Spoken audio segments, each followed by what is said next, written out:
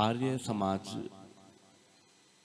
की मनुष्य के लिए क्या उपयोगिता है? आर्य समाज का हमारे लिए क्या महत्व है? महर्षि देवदयानंद जी ने आर्य समाज के नियम लिखे। जब उन्होंने इस संगठन को बनाया तो उसके नियमों का विधान किया, नियम दिए उसमें। उसके बाद में बहुत सारे विधान भी उन्होंने दिए और उन नियमों में एक नियम महर्षि दयानंद ने दिया, आप सब जानते होंगे। कौन सा नियम है? छठा नियम, संसार का उपकार करना इस समाज का मुख्य उद्देश्य है। आप इस धरती पर कोई एक संगठन ऐसा बता दीजिए जो ये कहता हो कि इस पूरे संसार का उपकार करना मेरे संगठन का उद्देश्य है। कोई एक संगठन, कोई ये कहेगा कि इस वर्ग का उद्धार करना मेरे संगठन का उद्देश्य है, इस वर्ग का उद्धार करना मेरे संगठन का उद्देश्य है, इस देश में रह रहे जो जन हैं उनको सुधार करना मेरे संगठन का उद्देश्य है, नारी जाति का उद्धार करना मेरे संगठन का उद्देश्य है, बच्चों का निर्माण करना मेरे संगठन का उद्देश्य है। वृद्ध बेचारे बहुत परेशान हो रहे हैं, वृद्धों के लिए उपकार करना मेरे संगठन का उद्देश्य है।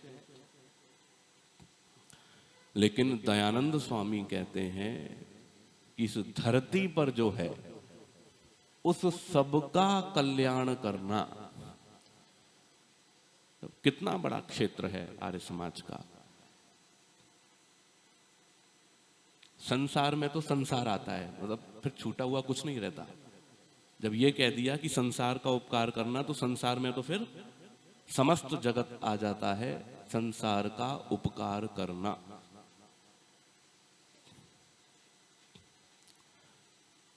और आर्य समाज जो संगठन स्थापित किया दयानंद स्वामी ने, तो वो संगठन केवल इसलिए नहीं कि बस आर्य समाज को स्थापित करना है, आर्य समाज को आर्य समाज के लिए स्थापित नहीं किया। हाँ जी माता जी, मेरे को देखना है, जिनको आप देख रहे हैं उनको तो बाद में भी देख सकते हैं। आर्य समाज को आर्य समाज के लिए नहीं स्थापित किया, आर्य समाज को मनुष्य जाति के कल्याण के लिए स्थापित किया। समाज में अनेक प्रकार की बुराइयां प्रचलित थी, बहुत लंबा विषय है, लेकिन बहुत बड़ी बीमारियों में से एक जो बड़ी बीमारी है वो धर्म की बीमारी है। क्योंकि बंधुओं, विषय जितना सूक्ष्म होता है, भ्रांति और संशय की जो संभावना है वहां पर उतनी ज्यादा रहती है। धर्म के नाम पर किसी ने कुछ समझा, किसी ने ये समझा कि मैं ये वस्त्र पहन लूंगा, ये धर्म का चिन्ह है, मैं गंगा में स्नान कर लूंगा, ये धर्म का मामला है। मैं यहाँ पर आ रहा था तो भोला जी ने कहा कि वो बस से मत आना, ये तो पूर्णिमा का स्नान का मामला चलता है, तो पता नहीं एक दिन ही शायद आपका जाम पड़ जाए। कोई गंगा में पैसे को फेंक रहा है, सोच रहा है मैं धर्म कर रहा हूं, कोई परिक्रमा कर रहा है धर्म के नाम पर, कोई भोज खिला रहा है, कोई क्या कर रहा है, कोई क्या कर रहा है, और इन सब को आवरण चढ़ा दिया धर्म का। पैकेजिंग तो अच्छी करनी पड़ेगी, पैकेजिंग लूज करेंगे या पैकेजिंग चमकदार नहीं होगी तो सामान नहीं बिकेगा। पैकेजिंग तो सत्य के सहारे पर ही चलेगी, सामान तो सत्य के सहारे पर ही बिकेगा। तो लेबलिंग किसकी हुई? लेबल किसका डाला गया? लेबल तो डाला गया धर्म का, और बेचा क्या गया? कूड़ा कचरा। आर्य समाज ने इस धर्म के नाम पर चल रही बुराई पर प्रहार किया और उन्होंने सच्चे धर्म की स्थापना की कि मनुष्य मात्र का धर्म क्या है।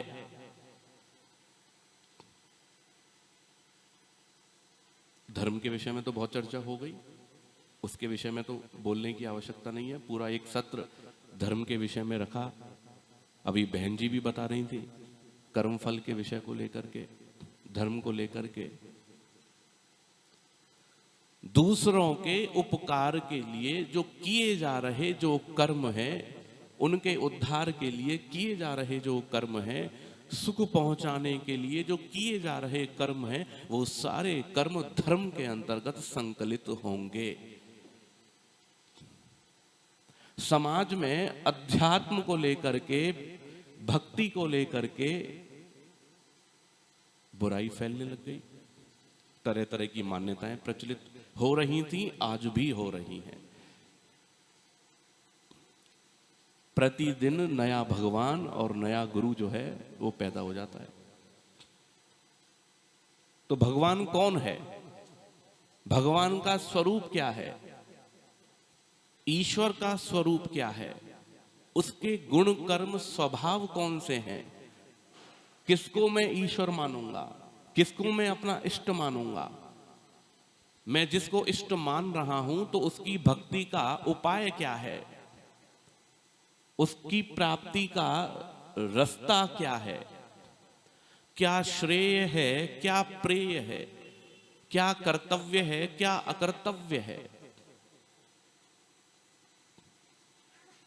ये जो ईश्वर से जुड़ा हुआ जो विषय है, उस विषय को संपूर्ण रूप से बताने का जो कार्य किया है वो आर्य समाज ने किया है और आज भी कर रहा है। और ये जो आयोजन हो रहा है, इस आयोजन का जो मुख्य उद्देश्य है, उन उद्देश्यों में से एक उद्देश्य ये है कि हम सच्चे ईश्वर के विषय को प्रतिपादित करें, समाज में सच्चे धर्म को प्रतिपादित करें, और उस धर्म और ईश्वर की प्राप्ति के लिए जो अनिवार्य अंग है, उस अनिवार्य अंग को हम यहाँ पर प्रचारित प्रसारित करें।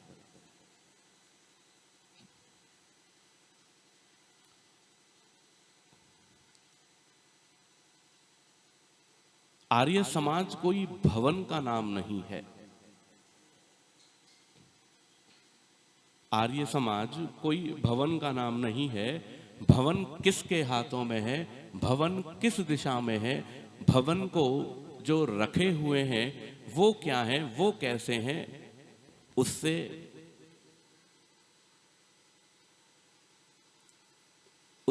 कहीं ज्यादा अधिक इस बात की महत्ता है कि महर्षि दयानंद ने किस विचार के द्वारा आर्य समाज को स्थापित किया है और उस विचारधारा को प्रचारित प्रसारित करने के लिए हम कितने अधिक संकल्पित हैं। आर्य समाज में आने वाला महर्षि दयानंद से संबंधित जो संगठन है, उन संगठनों से जुड़े हुए व्यक्ति कदापि राष्ट्र विरोधी गतिविधियों में संलिप्त नहीं हो सकते, नहीं होते हुए देखे जा सकते। महर्षि दयानंद ने, आर्य समाज ने न केवल स्वतंत्रता से पूर्व अपितु आज भी उस अभियान को बनाया हुआ है कि वो अपने समाज के द्वारा राष्ट्र भक्तों को उत्पन्न करता रहता है। आर्य समाज ने क्या दिया, आर्य समाज क्या दे रहा है, आर्य समाज क्या दे सकता है? मैं कह रहा हूं कि आज इस समाज की जो भी स्थिति है, जितनी भी अच्छी स्थिति है, उस अच्छी स्थिति को बनाए रखने में मूल में यदि कोई है तो वो आर्य समाज है। मूल में यदि कोई है तो वो महर्षि दयानंद है। मूल में यदि कोई है तो गुरुकुल के विद्यार्थी, उनके स्नातक, उनके आचार्य हैं। आज एक स्त्री इस मंच पर बैठ कर के दहाड़ रही है। आज आप इतनी महिलाएं यहां यज्ञ पर बैठ कर के आहुति दे रही हैं।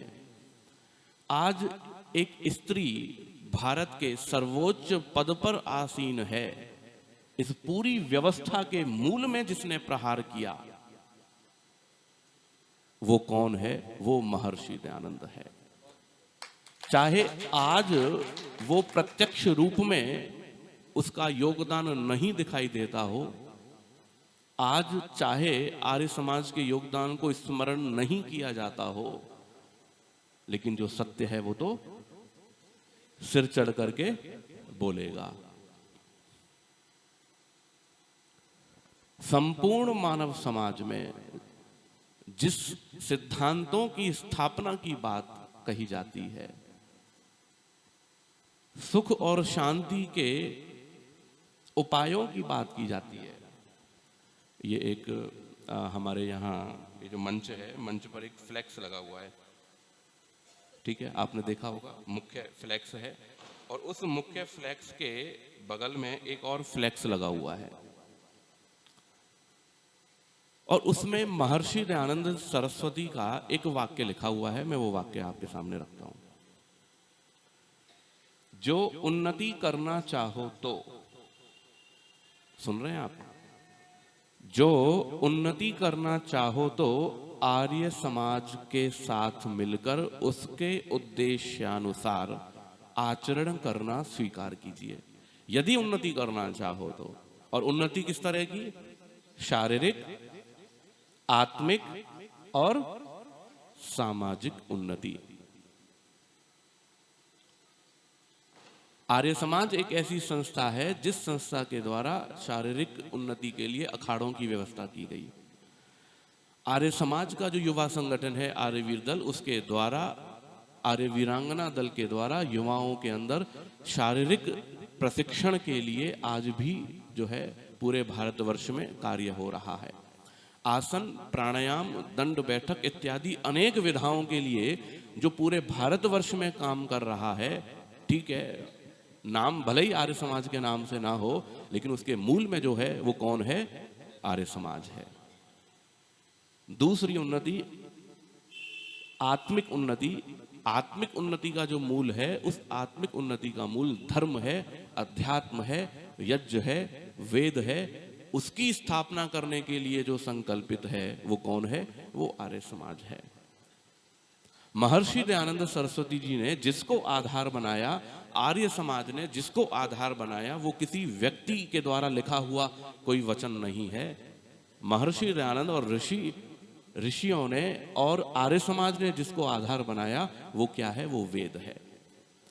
वो शास्त्र है जो ना तो किसी व्यक्ति के लिए कहता है, ना किसी देश विशेष के लिए बात करता है, ना किसी काल विशेष के लिए बात करता है। वो देश से, काल से, लिंग से, जाति से, इन सब से परे होकर के जो बात करता है वो है आर्य समाज।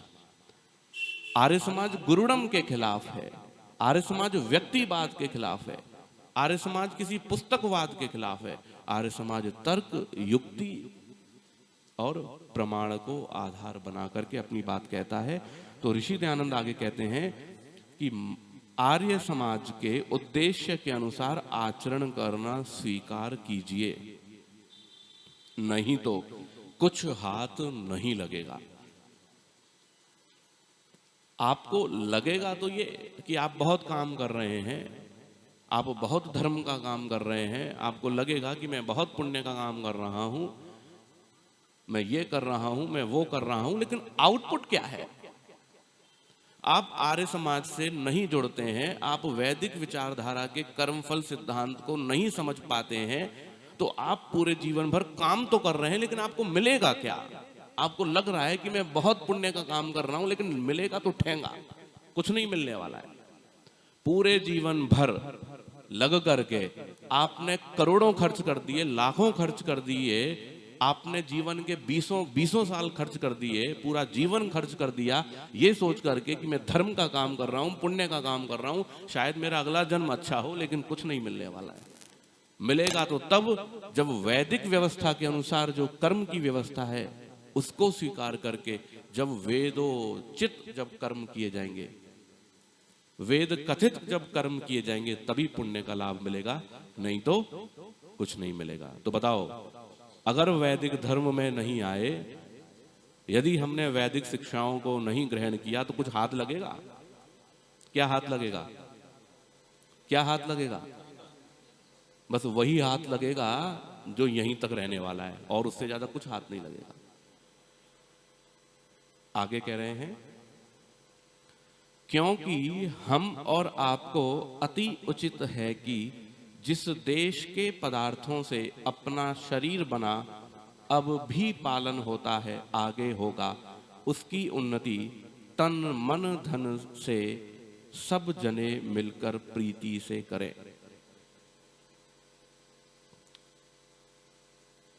किसका अन्न खा रहे हैं? किसका जल पी रहे हैं? अभी एक युवक से बात हुई मेरी कुछ दिनों पहले, ऋषि मेले में था मैं अजमेर में।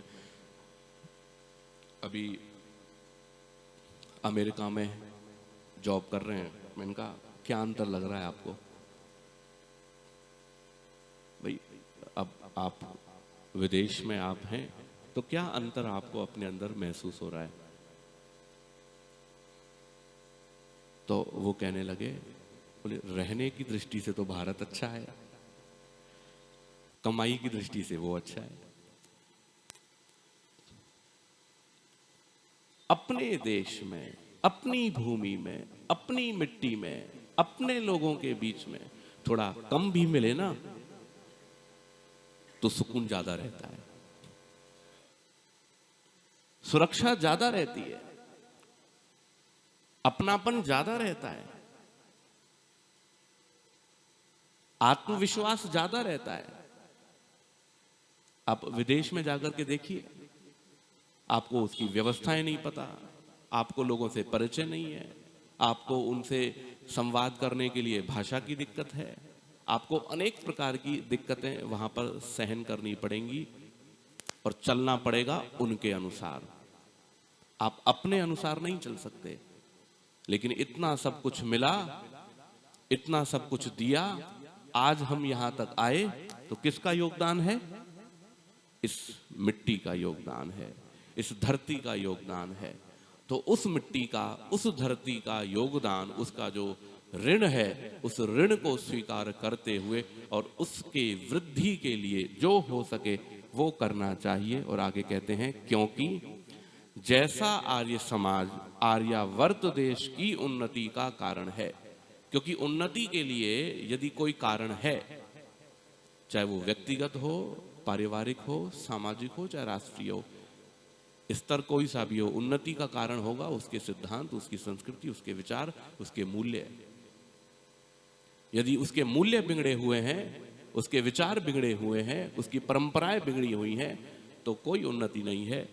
चाहे व्यवस्थाएं, चाहे साधन संसाधन कम हो, लेकिन आपके संस्कार अच्छे हैं, आपके विचार अच्छे हैं, आपके भाव अच्छे हैं, तो निश्चित रूप से आप उन्नति को प्राप्त करेंगे। तो कह रहे हैं ऋषि, जैसा आर्य समाज आर्यावर्त देश की उन्नति का कारण है, वैसा दूसरा नहीं हो सकता।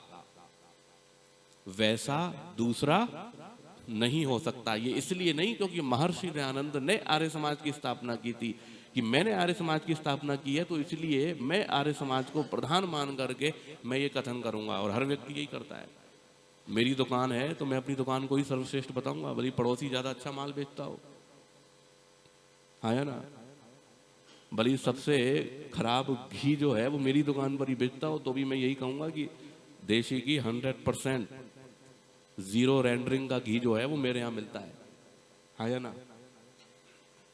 लेकिन महर्षि दयानंद पूरे देश में भ्रमण करके, पूरे देश में जाकर के, पग पग भूमि में जाकर के, और वहां के प्रचलित जो मान्यताएं हैं, जो कुरीतियां हैं, जो अंधविश्वास हैं, जो धर्म के नाम पर आडंबर हैं, उन सब को देख करके और वेद की विचारधारा, वेद का शासन, उसका जो अनुशासन है, उसकी जो विद्या है, उसको देख करके फिर कह रहे हैं।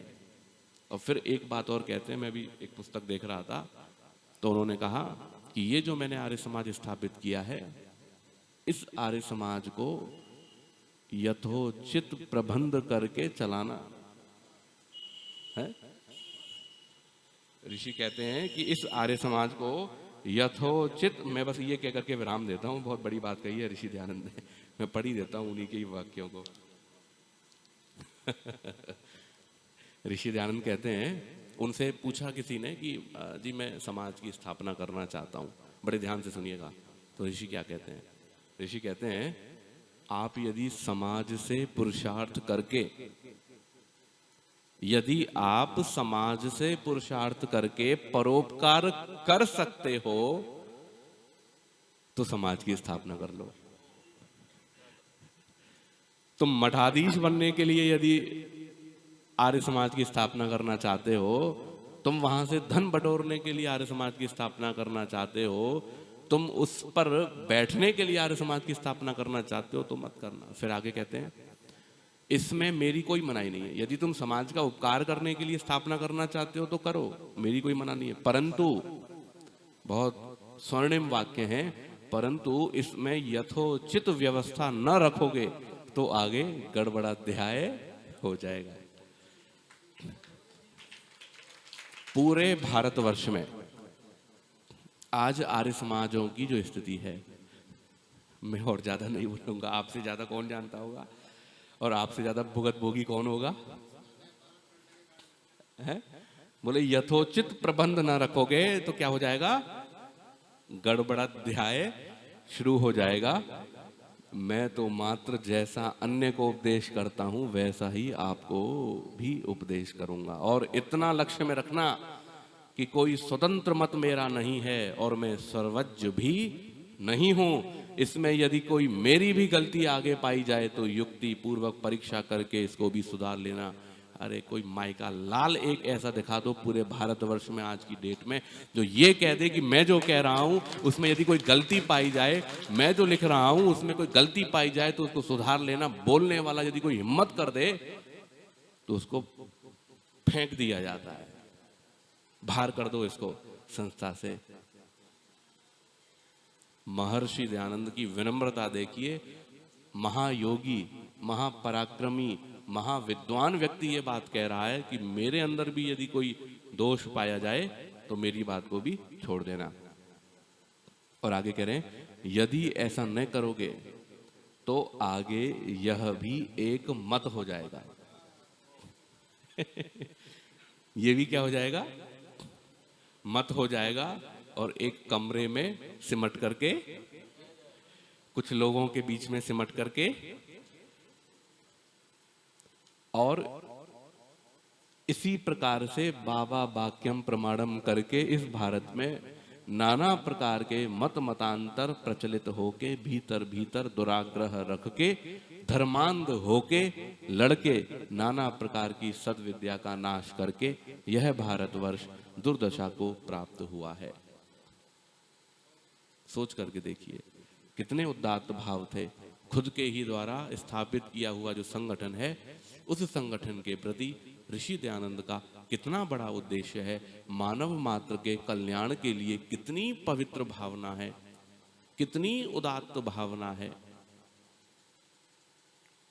मिलना दुर्लभ है, मिलना दुर्लभ है। तो बंधुओं, ये जो आर्य समाज है, आर्य समाज कोई भवनों का नाम नहीं है। आर्य समाज एक क्रांति है, एक विचारधारा है, एक आंदोलन है।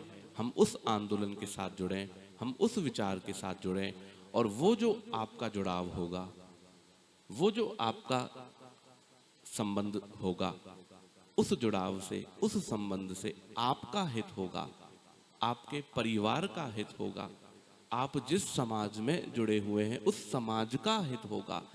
आपका धन बचेगा, आपका समय बचेगा, आपका श्रम बचेगा, आप योग्य होंगे, ज्ञानवान होंगे, विद्वान होंगे, और इस तरह से होकर के आप मंचों को संभालेंगे।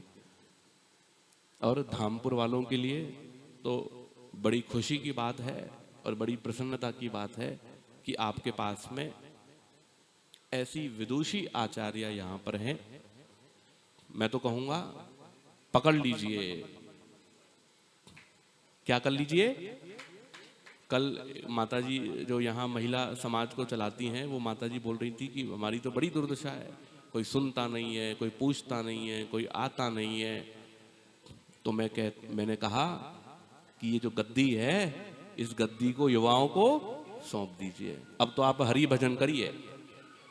80-85 वर्ष की अवस्था में अब संगठन नहीं चलता है। आपको बहुत दुख होगा, आपको कष्ट होगा ये सुनते हुए, लेकिन मैं थोड़ी सी कड़वी गोली दे देता हूं।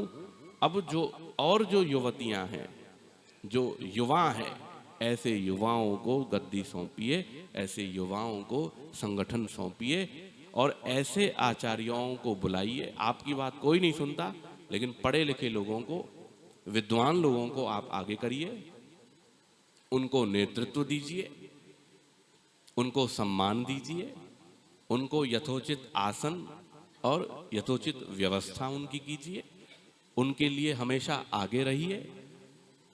तो मैं आपको बता करके जा रहा हूं, 1 साल आपने ये काम कर लिया। हर सप्ताह आपको इनकी सेवा कब लेनी है? हर सप्ताह लेनी है। अन्य दिन तो आप अपनी व्यवस्था में, और रविवार के दिन आर्य समाज की व्यवस्था में। रविवार का दिन आर्य समाज दिवस है। कौन सा दिवस है? आर्य समाज दिवस, और वो सबके लिए है। आपका उपयोग लीजिए। और अगर मैं ऐसा समझता हूं, अगर किसी भी शहर में, जितनी आबादी का ये आपका शहर है, गांव नहीं कहूंगा, कल मैंने इसका बाजार देखा तो मैं अब इसको गांव नहीं कहूंगा, आपकी आबादी का या किसी भी आबादी, इतनी आबादी का जो शहर है, अगर वहां पर एक विद्वान है, अगर एक उपदेशक यदि वहां पर है, तो आप समझ लीजिए कि आप उस नगर में तहलका मचाने का सामर्थ्य रखते हैं। तहलका मचाने का सामर्थ्य रखते हैं।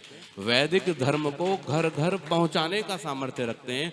हर एक एक स्त्री तक, बच्चों तक, बड़ों तक आप वेद की ऋचाओं तक पहुंचाने का, ऋचाओं को पहुंचाने का सामर्थ्य रखते हैं।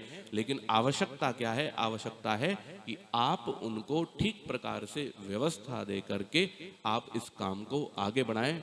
मैं तो आज बहुत प्रसन्न हूं और आश्वस्त भी हूं धामपुर के लिए, और मेरा ये प्रयास भी रहता है कि हर आर्य समाज में एक उपदेशक, एक कार्यकर्ता, एक वानप्रस्थी, एक सन्यासी, कोई भी यदि सेट हो जाए तो समझ लो एक आर्य समाज जीवित हो गया। तो ये धामपुर आपका पुनः जीवंत होने जा रहा है। प्रभु की कृपा है, भली गांव ही है और आप धामपुर में पधारे, आपका यहाँ पर आगमन हुआ। बहुत बहुत साधुवाद, बहुत बहुत धन्यवाद। आप सबका भी ओम शम। धन्यवाद।